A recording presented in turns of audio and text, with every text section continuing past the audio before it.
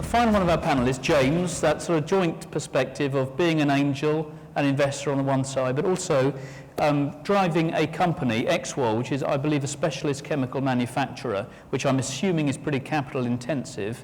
So tell me how the financial side works for you. Yes, with pleasure. It's funny what's just been said about letting part of your business go. I wrote down before we started, owning it all or owning all of it. And, you know, it's really important as a budding or potential entrepreneur to get that right in your own minds. My business started in the last recession. I took voluntary redundancy from quite a big national chemical distributor. And I wanted to build a chemical plant to satisfy big multinational companies like Monsanto and Dow and DuPont. I worked out how much it was going to cost, £650,000, and I looked at how much I had, which was 30 grand, my redundancy. So I thought, that looks like a challenge. So from day one, and I disagree with Ian slightly, I had to write a business plan, because if you didn't write a business plan, no one was going to invest the other, £570,000 or whatever it was that was needed. So we did that. It wasn't very good. I've still got it in the loft, and it reads pretty terrible, but there you are. It did the job. So I've never owned all my business, and today I only actually own 26% of it, which isn't control, but then nobody's got control. We're a multi-funded, multi-shareholder business. But I've still got all of it, if you like, because it's my dream and my passion, and I make it work. What we did was really couch the potential clients, i.e. these big multinationals. They could obviously all build a plant if they wanted to, but by talking to them about the benefits of using a plant they didn't own, and this was remind you in the last recession in 1992-93. So they had loads of CFOs looking at what are we going to do to get better return on our capital for their shareholders. And one of the things they certainly didn't want to do was build specialized chemical processing plants. So we built the first plant. Monsanto gave me a long-term contract that basically guaranteed the revenues. I took that to the VC industry at the time, and they said, yeah, we like the look of that. I had to take it to 3 different VCs. I started at the top with 3 eyes, and believe it or not, my requirement for £300,000 of equity was too small. So they pushed me on to another firm in Leeds who said, oh, it's too big, we need to syndicate it. So I ended up coming back to Teesside, to the Cleveland Venture Fund, and they actually liked the look of this deal. So after 11 months, we actually got the deal away. And I owned, I think, about 40% of it then. I've actually diluted and gone down, but the business today is worth probably upwards of 5 million quid. We've got an EBITDA of about £700,000 a year. We turn over 4.5 million, employ 65 people. It's a kind of passion to want to be back in manufacturing and exporting in Teesside. So that's kind of what drove me. My next challenge is I want to build a plant in Brazil.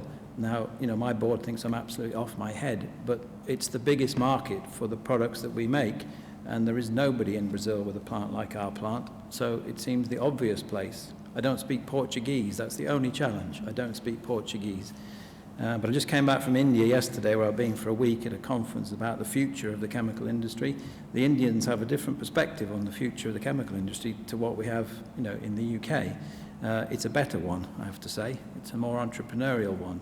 So I've probably convinced a couple of Indians to help me fund the plant in Brazil. It won't be a plant in India, it'll be a plant in Brazil. We got the cost of it up to $20 million. That's what we're going to need to raise. But we'll do it because the market's there. The big guys want to use these sort of plants. They don't want to own them. So I quickly latched on to what would satisfy these big companies' needs. And it helped that I'd worked in a reasonably big one before I started. So that's me today in Exwol. The other side is about putting a bit back. And I've been quite fortunate recently to come into some money, not out of Exwol, but out of money from the family that's been gifted to me. And I've actually decided to latch on to a few other companies in Teesside who'd like to get their business going. And through the forum that did its challenge last year, the company I decided to support actually was one of the runners-up. It didn't win the challenge, but it should have done. There's a clue there. And the 2 ladies who run it are so passionate about what they're trying to do that I've lent them some money to get the business going. I haven't taken any equity. I've put the money in now. We'll see where we get to. I'm advising them, you know, whenever they need help. It's an internet-based company. I know nothing about internet marketing, but I know a lot about passionate people when I see them, and people who've got a track record. You know, they know what they want to do. They've worked together, coincidentally, they've worked together in a different company before they started, so they know each other very well, which I think is really key. So that, you know, that's where I've turned to, not really a business angel. I think that's too grand a word at the moment, but, you know, wanting to help with the contacts and the network that I've built up, to put it back, whether they need funding, whether they need premises, whether they need, you know, whatever it might be in the future. But more probably a sounding board, because they had a really bad week the week before I went to India, and they needed picking up. When I got back and spoke to one of them, Christine, who's here, they've been at a big show in London yesterday and Saturday, and they've taken some new orders. They've got some new people signing up to the website, so they're back up here. You know, I left, went to India, they're kind of down here, and I thought, yeah, what am I going to do about that while I'm away? But they went to this exhibition, which I knew they were going to, and they're back up here now. So it's just that little bit of sounding of, yeah, you're doing it right. It might take a bit longer, it might cost a bit more money, but, you know, be patient and you'll get there. So. Well, for me, it was really trying to give people the inspiration or the confidence to go out and start their own business, which is a place I was in 1992, and there wasn't this sort of network around to help with advice and where to find funding and how to write business plans and that sort of thing. Business Link was just got going back then, and it was in its infancy, and it really didn't have the sort of support that was needed. So I was coming along really just to see how that had evolved and developed.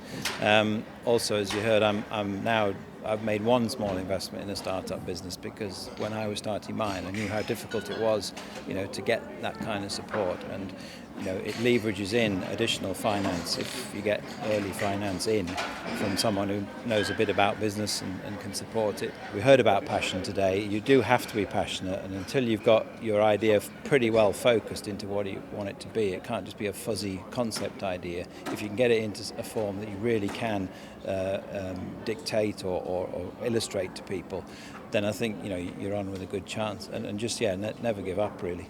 And I think there's probably nobody in this room who wouldn't like to have the same experience they've had of having somebody who can back your idea and talk you through the pitfalls, etc.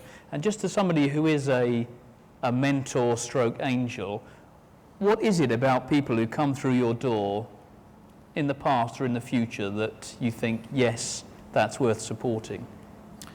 I think the forum has a lot to answer for in that connection, because I was asked to go on this panel that was a sort of bit of a dragons panel, 3 or 4 of us sitting there asking really awkward questions to these kind of budding people who were up for the challenge last year. And, you know, the way that they all responded was very positive. But these 2 particular ladies and the thought they had for this internet-based business, it just struck a chord, really. Whereas, strangely enough, the winner, you know, who's still doing okay, but the winner didn't. And I don't know what it is about that. It wasn't my place to choose the winner. It was done had been done separately. But this was to give them a bit of a testing of had they really thought through all the ideas. So there were 3 or 4 of us sitting on this side of the table, and they're sitting down at a table one at a time, getting this grilling. You know, we weren't actually there with piles of money like it is on TV, saying, you know, if you need 50 grand, it's here. But that's kind of what worked in this particular instance. And so, you know, it was definitely about the people and their passion. People and passion. Now, as we've heard from the panel, there's all sorts of ways you can get money. Now, I know money is always a sort of vexed issue for most people. They want to do business, but money's a little bit frightening. And we haven't got much time left, but one thing I did want to do was just to ask you about your darkest fears when it comes to money and financing companies, and really stupid questions like, you know, what is a VC? You know, is it the Viet Cong? What is it? I don't know, never heard of it. So I'd just like you to spend 10 seconds writing down what your darkest fear or your stupidest question or the thing that you'd most like to ask the panel is about money. And we're all friends here. It's not going to go outside this room. What is it that you're most afraid of or most interested in to do the whole subject of money? So I'm just going to give you 30 seconds to think about that, and then I'm going to let you ask the panel. So 30 seconds just to think about money and what your concerns, issues, darkest fears, hopes are.